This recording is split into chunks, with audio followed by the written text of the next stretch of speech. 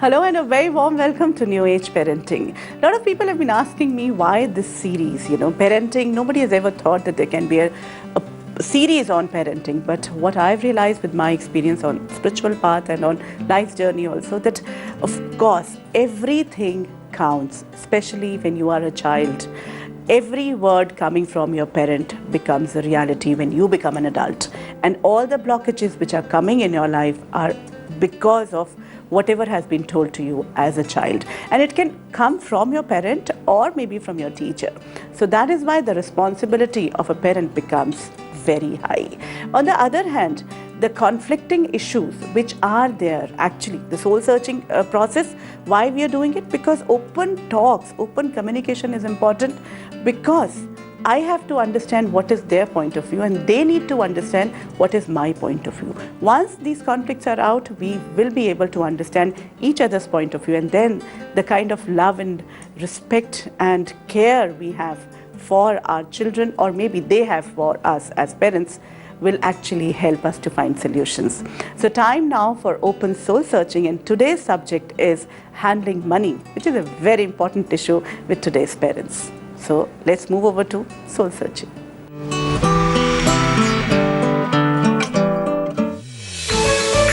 Money, money, money. We as a society have reached a stage where we strongly believe that it's money which makes things move. Money power is the biggest power we can think of. On the other hand, we have developed a fearful relationship with money. Our fear, need and desire of money is being handed over to our children. We want to provide them everything bought by money, and yet feel they have no respect or value for money. Do we as adults have that respect for money, or is it fear? Let's explore. Time now for soul searching. Today we have two special guests. We have Miss Rajni Julka, who is a parent, and we have Joel Sunny, who is a student of class 11th Manav Rashna School, Chamwood. A very warm welcome to both of you. Thank you. What are your issues with your children? Or you've seen parents, what are their issues when it comes to money? Children, they want money. So Big money. Big money, actually. Yes. If I talk about my daughter, she always say, okay, mama, the day I start earning, then only I'll ask for money.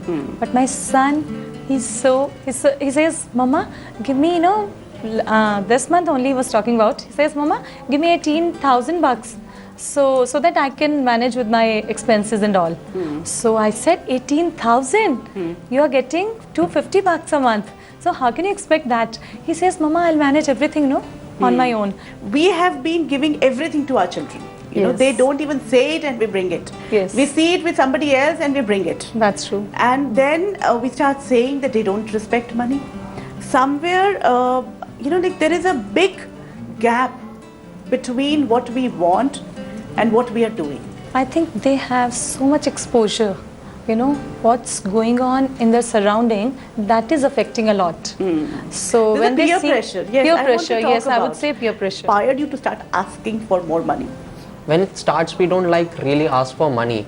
We see that our friend is having something, like say he will be having a Hot Wheel car when he'll be at an age of 8 or something, and we'll say that okay, I also want that.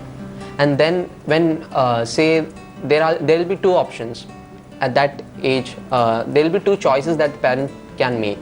First of all, he can say that no, a clear no. Secondly, he can buy you that. If he provides him with that stuff, then that demand will go on and on. But as a parent, we always want to give what you want. We don't want to, especially when you are young, we are in a conflict because we don't want to say no. It's only when you grow up, the word no comes in our dictionary. You are saying it as in the point of view of a parent. Yes. And something that I experience as a child is something different. Okay, what is it that you experienced? At times when I ask for something, there is a clear stop there, no. So there this question arises why, and all these questions create conflict in the mind, and then is where all this thing starts. We as kids, when we were told that no, we accepted it. but it had remained, within us, and we never wanted to say to our children no. So today we have reached a stage where we are not saying no, but then the conflict which is coming up. So why we don't want to say no, or do we continue to say no? When is it that we start saying no?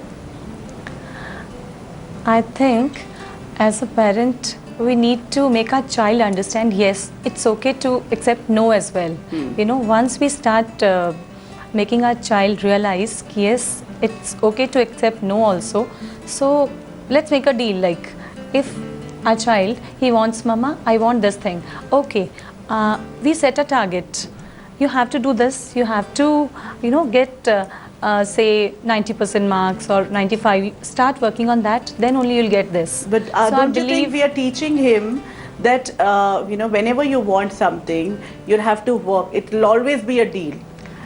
Yeah, here when she Again, it's major conflict. when At she times- mentioned this thing that okay, you attain this much mark and we'll provide you this, there she's teaching the child to make a deal. Yes, and he'll always be making deals Yeah. then. This will become his belief system. Then he'll use it, say okay, if you won't provide me with this, I won't study for the exam, I won't get good marks. Yes, But so at that's- times it's good also.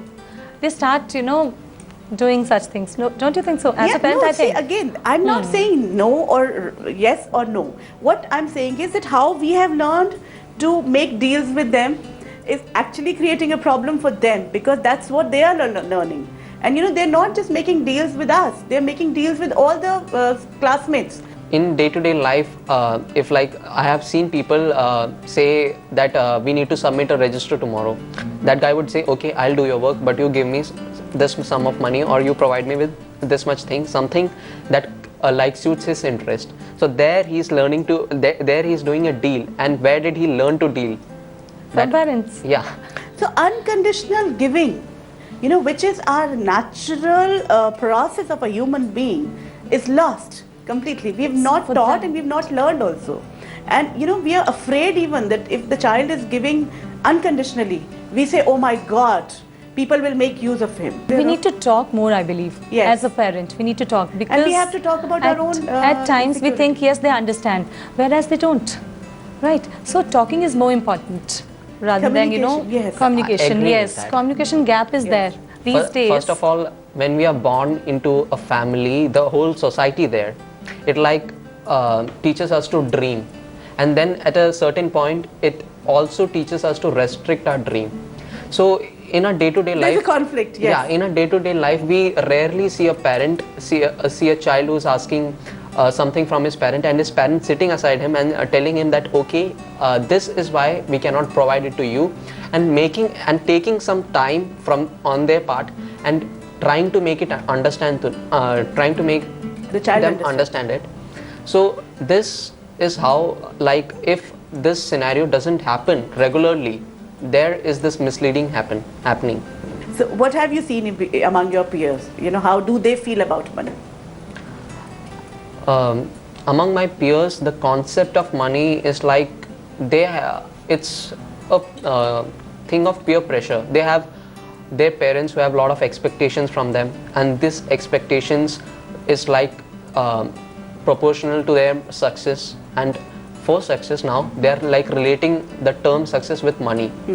So that's how they start valuing money, and then all these Valuing money or going after money? Going after money. Going after money, because valuing money and going after money are again two different aspects.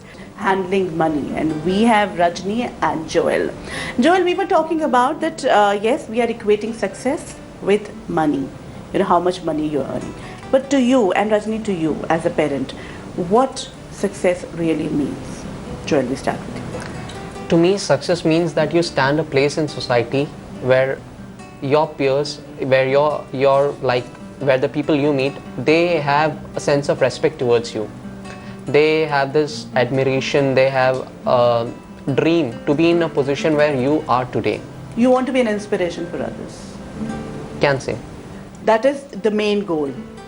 Yeah, That and would be success for you. it also when- means that I have this sense of satisfaction that the life that I'm living, it's valuable, that I'm living my dream.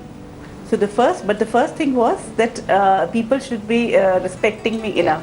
So this is a big thing. Yeah. These are the our belief systems which make us who we are. There's nothing wrong, but we really need to check that because then we would be working towards that only. That whether people are admiring me, whether people are respecting me, whether people are liking what I'm doing or not. My satisfaction will take the second lead. But that's good, we've understood. For you, Rajni, what would be the success parameter for your child? To me, I would say to be happy individuals, to raise my children as happy individuals is my, motto. Happy is So- again a big word, because today our happiness can be robbed by anyone commenting. Today I tell Joel that, oh, you didn't speak well, his happiness is robbed. You're not looking good, your daughter's happiness is robbed. So what True. is meant by that happiness thing?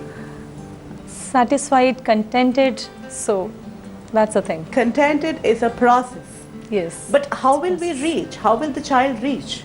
You also said that I should be that satisfied being. Path you will take to achieve that. See, now the world is like focusing on Charles Darwin's theory, survival of the fittest. I don't think so. That's again big No, but- question. yeah, but Survival right of now, the fittest becomes like competitiveness. Yeah. Either I survive or you survive.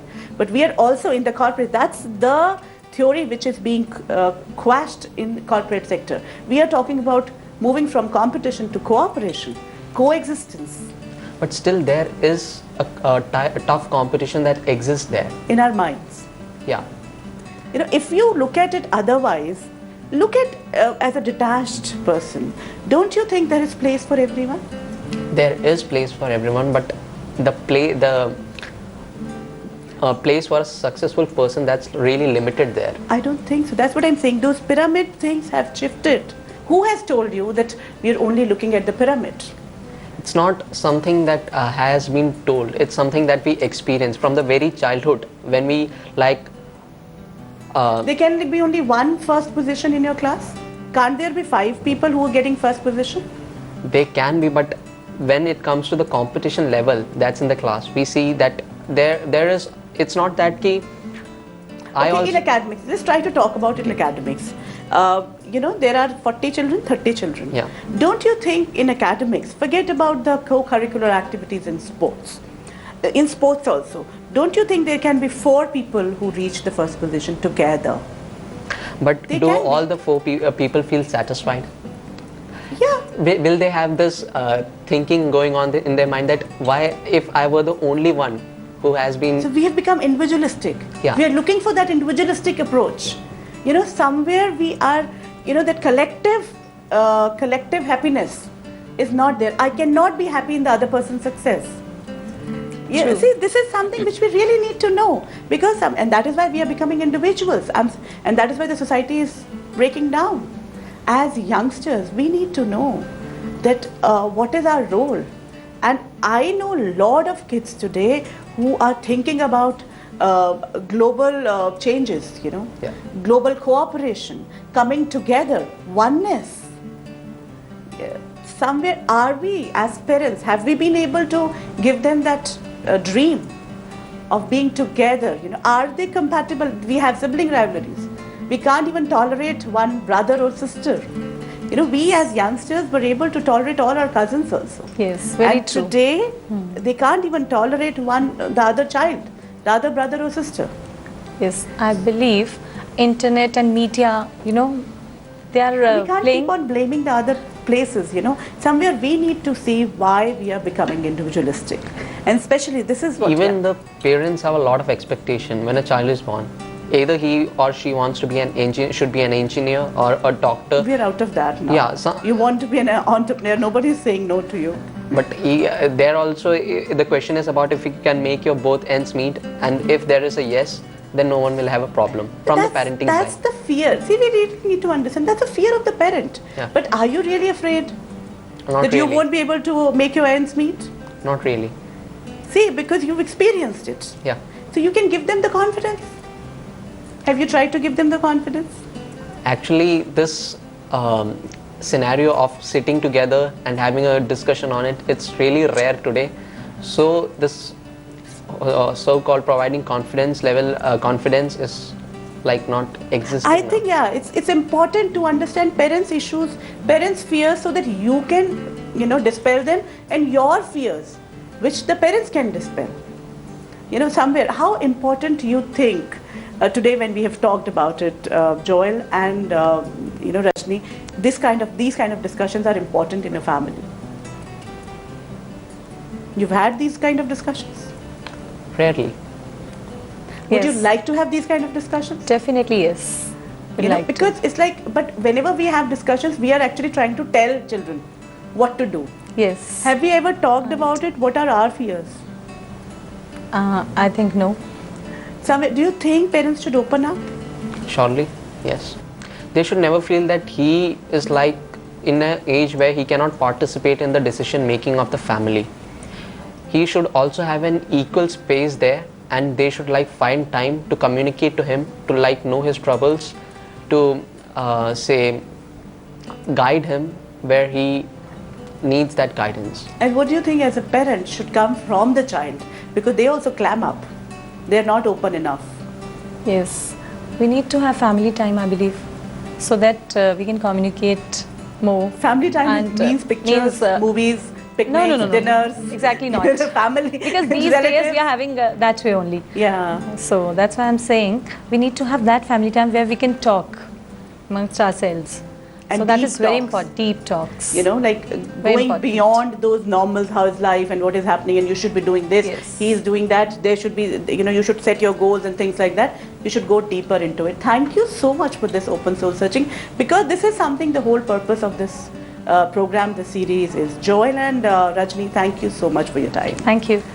It's really heartening to understand that our participants are able to realize the importance of open soul searching, because the moment we are able to break our shields, we are able to take away the veils which we are carrying, and we become comfortable, trusting towards our parents or maybe towards our children, we will start opening up. And actually, time for those deep talks, because unless or until we connect, which the spiritual connect is there, but communication, deep communication is not there, we are going to lose a lot.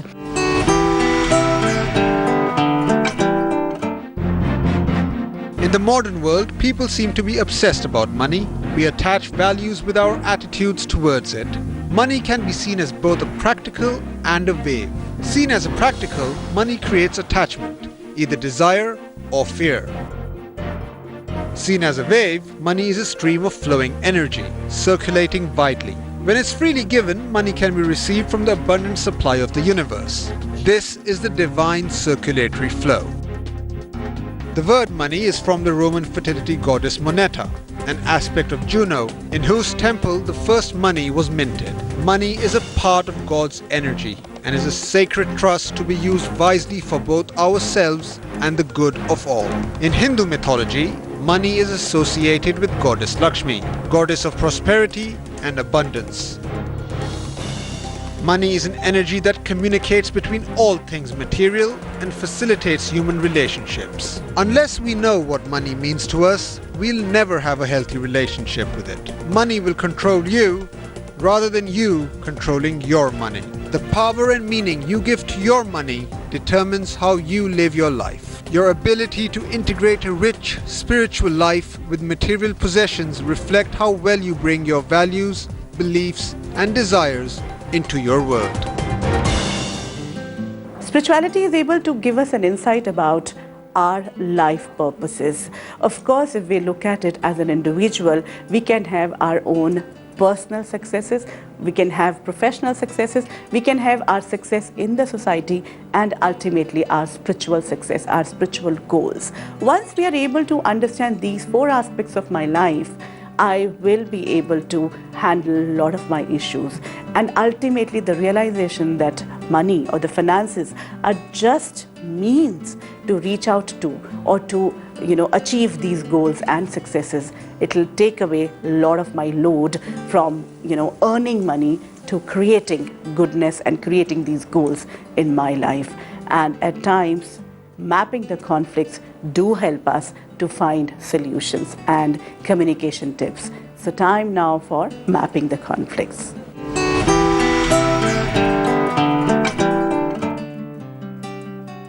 I want to earn a lot of money so that I can fulfill all my dreams. Kids nowadays want to make fast money. Nobody can make money without hard work. If we can have realistic dreams and goals and continue to focus on them, means will come, including money, as it's also a resource. When everyone else has things in my peers, why can't I have them, including pocket money? Kids don't value what they have, especially money. They'll only understand when they'll not have it. Fear of lack of money creates insecurity and greed. Valuing doesn't mean fearing. Respecting money for what it represents is important. I'll only be successful when I'll have lots of money. Having a lot of money means you're successful. Daydreaming and wishing to have money will not create money. One has to work hard to earn money. Making someone bigger than oneself is demanding oneself. If the vision is clear, actions are true, money and success is bound to follow. New Age Parenting has always been your show. We've always maintained that if you have any query, if you have any suggestion, or you want us to take up some subject, please feel free to get in touch with us. Your feedback inspires us. You can either mail us or you can give us a call. Till the time we meet again, enjoy parenting.